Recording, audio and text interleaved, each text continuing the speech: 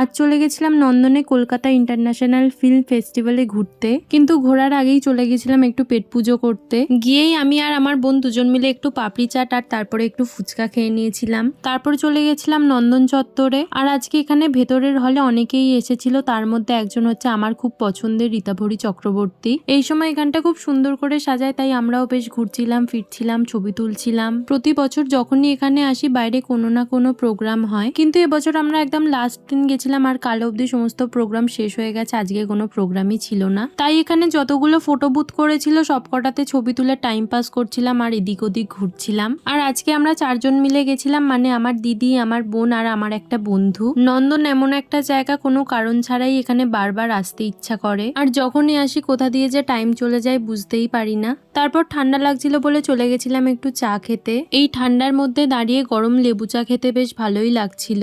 তারপর ওখান থেকে বেরিয়ে বাড়ি চলে এসেছিলাম।